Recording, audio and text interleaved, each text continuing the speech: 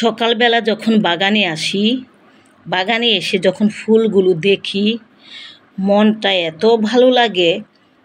আমার বাগান ভর্তি ফুল আর ফুল। সারাটা দিন মনে হয় যে বাগানে পড়ে থাকি এবং ফুলগুলো দেখি। আজকে এসে দেখলাম আমার পর্তুলিকাগুলো কি সুন্দর ফুটে আছে, জল জল করে। এই যে ছোট্ট একটা গ্লাস টবে এমনিতে হয়ে গেছে আমার একটা পর্তুলিকা, কি সুন্দর ফুল ফুটে আছে। এখানেও কি সুন্দর, যেখানে সেখানে ফুল ফুটে আছে। যেখানে গাছের ডালটা পড়েছে সেখানেই ফুল ফুটেছে। আর প্রতিটা গাছে আমার ফুলে ফুলে ভর্তি। আবার কোনো গাছে নতুন ফুলের কলি আসছে, ফুল ফুটবে। কি যে একটা ভালো লাগার জায়গা, সকালবেলা এসে একটু হাঁটি ঘুরি, আর এই যে সবুজের ছোঁয়া এবং ফুল, এগুলো দেখি মনটা প্রশান্তিতে ভরে যায়। মনে হয় যে সারাক্ষণ এদের পাশেই থাকি, এর তৃষ্ণা মেটে না, এমন একটা জায়গা। প্রতিনিয়ত প্রতিক্ষণ ভালো লাগার জায়গা, সবসময় ভালো লাগে। কখনো বোরিং লাগে না যে বাগানে এসে বোরিং লাগছে, ভালো লাগছে না, এরকম মনে হয় না। প্রতিটা সময় প্রতিটা মুহূর্ত ভালো লাগে। আপনাদের কেমন লাগে জানি না, কিন্তু আমার বাগানে যখন আমি আসি তখন আমার সেই খুব সুন্দর একটা ভালো লাগার জায়গা তৈরি হয়। আমার মনটা ভালো লাগে। আমি কিছুক্ষণ কাজ করি, হাঁটি ঘুরি, ফুল দেখি, ফল দেখি। কি যে একটা ভালো লাগার জায়গা তৈরি করেছি আমি, মাশাআল্লাহ, আল্লাহর কাছে হাজার শুকুর। তো এটা দেখে দেখে আমার যতটুকু সময় আমি এখানে কাটাই, ততটুকু সময় আমার খুব সুন্দরভাবে কাটে।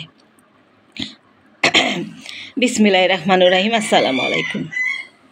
সবুজের ছোঁয়া থেকে সবাইকে স্বাগত জানাচ্ছি। আপনারা কেমন আছেন? আশা করি ভালো আছেন।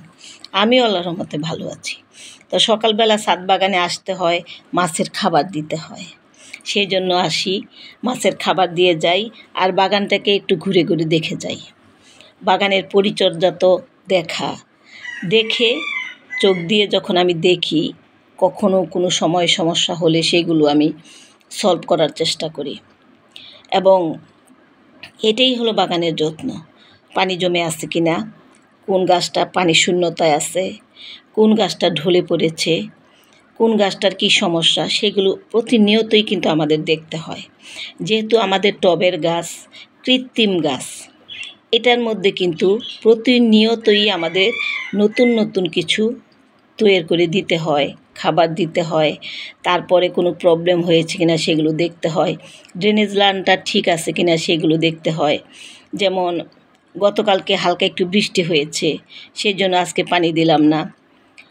কত সুন্দরভাবে পর্তুলিকাগুলি ফুটে আছে দেখুন।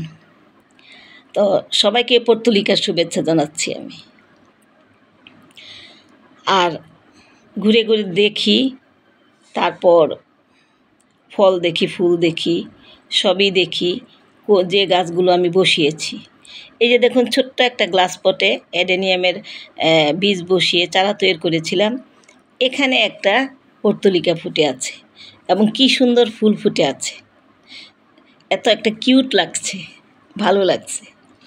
আর এই যে এখানে একটা বাগান বিলাসের ডাল কাঠিং থেকে চারা তৈরি করেছিলাম, এটারও ফুল ফুটেছে, কিন্তু এটার ফুলটা মনে হয় ইট কালারের মতো মনে হচ্ছে,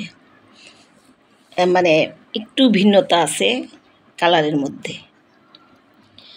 আর কামরাঙ্গা গাছ বোম্বাই মরিচ গাছেও অসংখ্য ফুল আসছে, কিন্তু মরিচ এখনও ধরেনি, তা আশা করি ধরবে ইনশাল্লাহ। আর এখানে বেগুন গাছে অনেকগুলো বেগুন ধরতেছে, ফুলও ফুটেছে। আর গাছগুলো মাশাআল্লাহ এত সুন্দর গ্রোথ হয়েছে। আর যেহেতু পুদিনা পাতা বসিয়ে দিয়েছি, এখন আর পোকামাকড়ের আক্রমণ হচ্ছে না। পোকামাকড়ের আক্রমণের কারণে মরিচ গাছ আর বেগুন গাছ একেবারেই নষ্ট হয়ে যায়। এদেরকে লালন পালন করাই যায় না এই পোকার জন্য। তো সুতরাং এই পুদিনা পাতা যখন বসিয়ে দিলাম, তখন থেকে গাছের গ্রোথটা এত সুন্দর হয়েছে যে বলার মতো না, এবং গাছটাও বেশ বড় হয়েছে, ঝোপাল হয়েছে। আর ডাটার বীজ বসিয়েছিলাম, এই যে চারা তৈরি হয়ে গেছে। আবার ঢেকে যাব, না হলে পাখি এই বীজগুলো থেকে উপর থেকে যে অঙ্কুর থেকে বীজ থেকে চারা তৈরি হয়েছে সেগুলো খেয়ে ফেলবে। আর এই যে দেখুন মাটি ছাড়া কিন্তু বসিয়েছি, এই হাবিজাবির উপরে কিন্তু ডাটার বীজটা বসিয়েছি। চারা তৈরি হয়ে গেছে ইনশাল্লাহ, এখানেও হয়ে গেছে, এই যে এই বলটাতেও বসিয়েছিলাম, এই যে এখানেও অনেক চারা তৈরি হয়ে গেছে। তা এখনও ঢেকে রাখবো, বড় না হওয়া পর্যন্ত এটা খোলা যাবে না, খুলতে গেলেই এই পাখি খেয়ে ফেলবে সব। তো প্রতিনিয়তই কিন্তু এইভাবে এসে দেখতে হয়, ঘুরতে হয়, তা না হলে কিন্তু বাগান ঠিক থাকবে না। অনেকের বাগান দেখেছি পানির শূন্যতার অভাবে গাছগুলো মরেই গেছে, মানে সময়ের অভাবে তারা যত্ন করতে পারেনি। কিন্তু এটাকে অবহেলা করলে চলবে না। আমরা যেমন প্রতিনিয়তই আমরা যত্নশীল মানুষ, যত্নে বেড়ে উঠে বড় হয়। মানুষ না খেয়ে না দিয়ে কতদিন বেঁচে থাকবে, গাছও তেমন। গাছ তো 1-2 দিন 3 দিন পানি না দিলে গাছ টোটাল মরে যাবে, যেহেতু টবের গাছ। তো সুতরাং যে করেই হোক এর চাহিদাগুলো মেটাতেই হবে, তা না হলে ছাদ বাগানে গাছ লাগাবেন সেটা কখনোই সাকসেস হতে পারবেন না। এই যে দেখুন একটা করমচা গাছ, ছোট্ট একটা ডাল কাটিং বসিয়েছিলাম, তো সেই ডাল কাটিং থেকে কি সুন্দর চারাও তৈরি হয়ে গেছে এবং করমচাও ধরে গেছে। 5টা করমচা ধরেছে এইটুক গাছে। চিন্তা করতে পারেন এত ছোট গাছে কিভাবে করমচা ধরেছে, আমি নিজেই অবাক। যত্নে কি হয়, আমি সবসময় যত্ন করি। প্রত্যেকটা গাছ আমার মানে জানা, আইডিয়া আছে, কোথায় কোন গাছটা বসিয়েছি, কোন জায়গাটায় আছে, সবই আমার জানা। একটা গাছ এখান থেকে সরে গেলে আমি বুঝতে পারি আমার একটা গাছ সরে গেছে, কোন গাছটা সরে গেছে। যদিও কোনো গাছই আমার মানে গণনার ভিতরে নেই, আমি গণিও না, কারণ এত গাছ গোনা যাবেও না, গুণে শেষ করতেও পারবো না। অসংখ্য গাছ আছে ছোট বড়, তবে গাছ সরে গেলে এখান থেকে আমি বুঝতে পারি কোন গাছটা আমার ছিল, এখান থেকে এই গাছটা কেন নাই। তো এখন আমি মাছের খাবার দিব, দিয়ে চলে যাব। তো আপনাদের সাথে সবসময় তো আমার সমস্ত ভিডিওগুলো শেয়ার করি। এই যে এখানে একটা আতাফল গাছ বীজ থেকে চারা তৈরি করেছিলাম, এটাতে ফুল এসেছিল অনেক, কিন্তু ফুলগুলো মরে মরে যাচ্ছে। বোধ হয় এবার ফলন ধরবে না, আর কি ফল ধরবে না। যাই হোক ফুল এসেছিল, এখন ফল ধরার মালিক আল্লাহ, যদি ধরে কখনো। ফুল এসেছে এটাই আমার একটা সবচেয়ে বড় পাওয়া, যে বীজের গাছ এত দ্রুত ফুল এসে গেছে। মানে 3-4 বছর হয়েছে আমি গাছটা বসিয়েছি, মাশাআল্লাহ বীজের থেকে ফুল চলে এসেছে। তো যত্ন করলে সমস্ত কিছুরই সুন্দর একটা প্রাপ্তি থাকে, আর সেই প্রাপ্তিটা কিন্তু আমাদের খুবই একটা গুরুত্বপূর্ণ। একটা গাছ বসালাম, সেই গাছের ফুল ফুটলো বা ফল হলো, দেখতে খুব ভালো লাগে।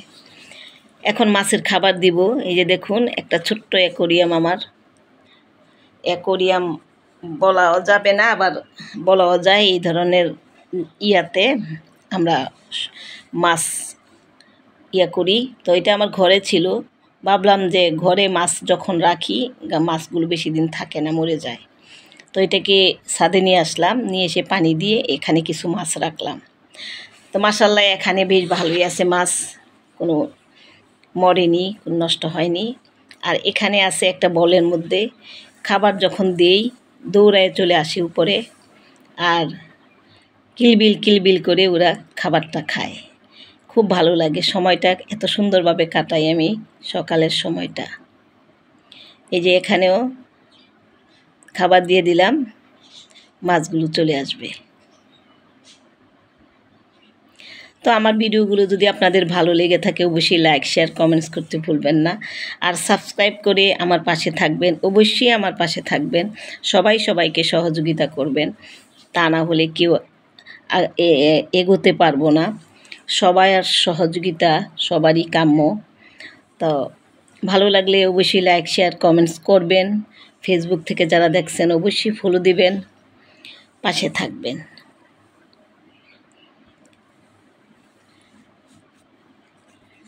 আজকে আমি যে মাছগুলো দেখাচ্ছি সেই মাছগুলো কিন্তু অনেকেরই দিয়েছি, গিফট করেছি। আর কিছু মাছ বিক্রিও করেছি, বাকিও করব ইনশাল্লাহ।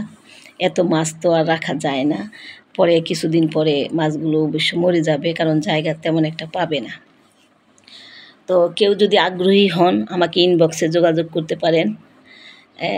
মাছ তো আমি এই সেলই করি, তবে আপনাদের কম দামে দিব। আজকে এই পর্যন্তই। ভালো থাকবেন, সুস্থ থাকবেন, সবুজের ছোঁয়ার পাশে থাকবেন। আল্লাহ হাফেজ।